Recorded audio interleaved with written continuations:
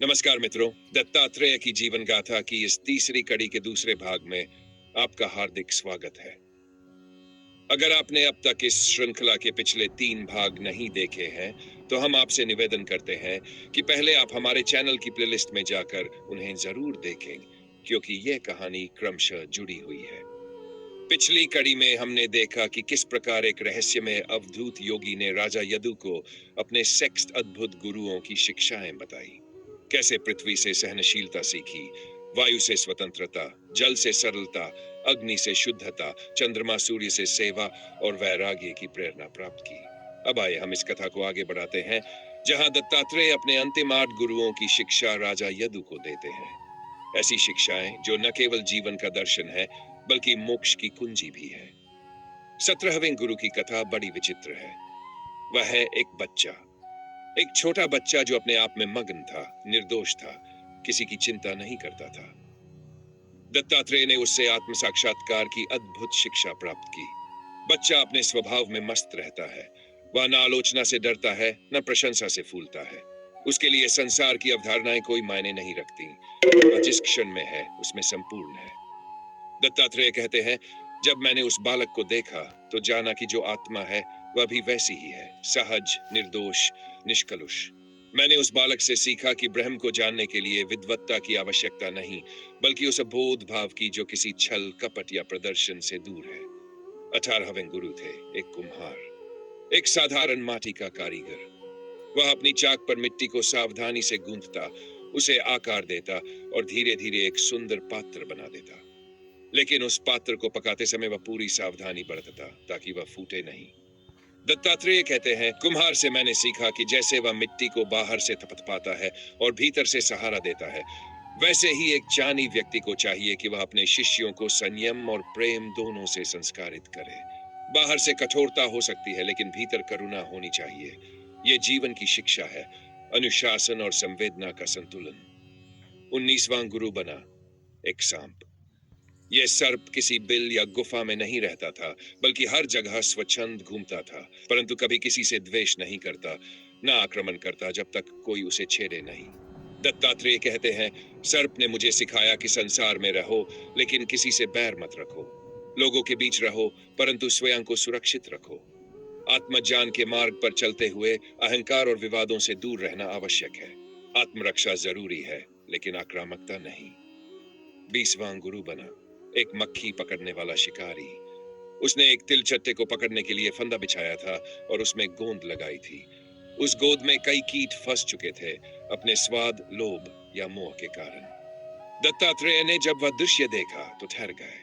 उन्होंने सोचा, जैसे ये कीट गोंद में फंसे, वैसे ही मनुष्य भी इंद्रियों के सुख में फंस जाता है। वह मिठास समझकर किसी विषय में लिप्त होता है, लेकिन जब तक वह चेता है, तब तक वह बंध चुका होता है। इसलिए मैंने जाना कि इंद्रियों की मर्यादा में रहना ही मुक्ति का मार्ग है। विषय विकारों में लिप्त होना आत्मा की स्वतंत्रता को छीन लेता है। 21वां गुरु था एक मधुमक्खी। वह दिन भर परिश्रम कर फूलों से रस एकत्र करती थी, परंतु जब तक वह शहद भरकर रखती, कोई आकर उसका छत्ता लूट लेता। दत्तात्रेय कहते हैं, मधुमक्खी से मैंने जाना कि संग्रह प्रवृत्ति विनाश का कारण है। यह संसार क्षण भंगुर है, और जो व्यक्ति अनावश्यक संग्रह करता है, वह भय और हानि दोनों से घिरता है। बुद्धिमत्ता इसी में है कि व्यक्ति जितना जरूरत हो उतना ही संग्रह करे और बाकी त्याग दे। आत्मा का बोझ हल्का हो तभी वह उड़ेगी। 22वां गुरु बना एक तीरंदाज। वह एकाग्रचित होकर अपने लक्ष्य पर ध्यान केंद्रित करता था। उसके लिए संसार जैसे थम सा जाता था। उसके चारों ओर लोग बातें कर रहे थे, लेकिन वह केवल अपने लक्ष्य को देख रहा था। दत्तात्रेय कहते हैं, उस तीरंदाज ने मुझे ध्यान का रहस्य समझाया। मनुष्य का मन चंचल है, लेकिन जब वह एक लक्ष्य पर टिकता है, तब वह सिद्धि को प्राप्त करता है। जैसे तीरंदाज अपने लक्ष्य पर बिंधता है, वैसे ही आत्मा को ब्रह्म से एकाकार होना चाहिए। ध्यान कोई कठिन साधना नहीं, बल्कि अपनी चित्त वृत्ति को एक बिंदु पर टिकाने की कला है। 23वां गुरु था एक युवती। एक दिन वह अपने घर में अकेली थी और मेहमान आ गए। उसे बहुत लज्जा हुई, क्योंकि वह रसोई में काम कर रही थी और उसकी चूड़ियों की आवाज आ रही थी। उसने सभी चूड़ियां तोड़ दी, केवल एक एक छोड़ दी ताकि कोई आवाज न हो। दत्तात्रेय कहते हैं, उस युवती से मैंने समझा कि जब साधक अकेला होता है तो वह भीतर से अधिक सुन पाता है।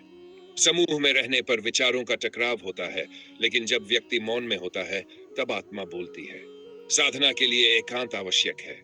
जितना हम भीड़ से बाहर निकलते हैं उतना ही हम अपने भीतर प्रवेश कर पाते हैं। 24वां और अंतिम गुरु बना। एक मरा हुआ सांप जिसे कुछ बच्चे खेल खेल में एक लाठी पर टांग कर ले जा रहे थे। वह न जीवित था, न कुछ कह सकता था और न किसी की अवहेलना कर सकता था। दत्तात्रेय ठिठक गए। उन्होंने कहा, यह मृत सर्प भी मुझे सिखा गया कि जीवन में अहंकार को त्याग दो। जैसे ये शव सबके अधीन है, वैसे ही आत्मा को चाहिए कि वह नम्र बने। किसी को तुच्छ न समझो और न ही स्वयं को श्रेष्ठ मानो। विनम्रता ही सच्चे ज्ञान का द्वार है। राजा यदु ये सब सुनकर स्तब्ध रह गया। उसने कभी सोचा भी नहीं था कि प्रकृति के इन अदृश्य अध्यायों में इतनी गूढ़ शिक्षाएं छिपी है। वो उस अवधूत को न समझ सका, न बांध सका, लेकिन उसकी दृष्टि बदल गई। उसके जीवन का दृष्टिकोण ही परिवर्तित हो गया। वह अब जान चुका था कि गुरु केवल मनुष्य ही नहीं होते, पूरा जगत ही एक ग्रंथ है। हर वस्तु, हर अनुभव एक पाठशाला है। और यह सिखाने वाला, यह अनोखा योगी, यह दत्तात्रेयी, वह कोई साधारण सन्यासी नहीं, बल्कि स्वयं त्रिदेवों का ब्रह्म स्वरूप है। यहीं समाप्त होती है तीसरे एपिसोड की यह रहस्यमयी यात्रा। परंतु यह अंत नहीं। अब अगले एपिसोड में हम जानेंगे दत्तात्रेय की भविष्यवाणियां, उनके द्वारा बताए गए सिद्धांत और उनका वह कालजयी संदेश जो आज भी योग और वैराग्य के साधकों को प्रेरणा देता है। तो मित्रों, यदि आपको ये ज्ञानवर्धक कथा प्रेरणादायक लगी हो तो कृपया इसे लाइक करें, अपने मित्रों और परिवार के साथ शेयर करें और हमारे चैनल को सब्सक्राइब करना ना भूलें। इससे हमें और भी ऐसे ऐतिहासिक व आध्यात्मिक वीडियो लाने की प्रेरणा मिलेगी। और जाते जाते एक सरल सा प्रश्न, क्या आपने पहले कभी दत्तात्रेय के दीदच्चर गुरुओं के बारे में सुना था? नीचे कमेंट करके जरूर बताइए। हम फिर मिलेंगे अगले भाग में, जहां खुलेंगे दत्तात्रेय के रहस्य, उनके योग और उनके दिव्य चरित्र की अगली परतें। जय श्री दत्तात्रेय।